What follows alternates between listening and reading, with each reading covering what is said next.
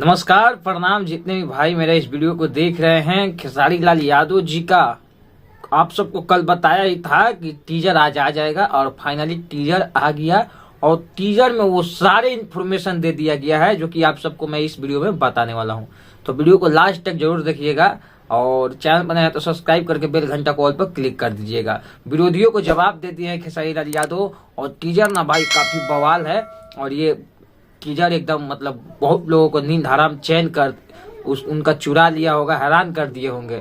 खेसारी लाल यादव एक ऐसे बंदे हैं ना जो जब भी उनका टीजर या मोशन पोस्टर या कोई गाना आता है ना तब भोजपुरी इंडस्ट्री बदल जाता है, घंटों भर में ही बदल जाता है।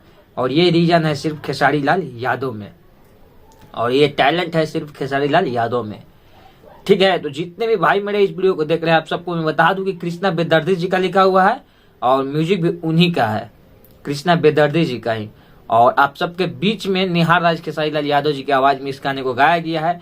एकदम बवाल तरीके से बवाल मुर्गिया तसली में बनी इस तरह से टाइटल है और यह गाना 25 तारीख को सुबह सुबह रिलीज कर दिया जाएगा। तो जितने भी भाई मेरे इंतजार कर रहे थे तो आप लोग बस 2 दिन और इंतजार करिए, गाना आ जाएगा।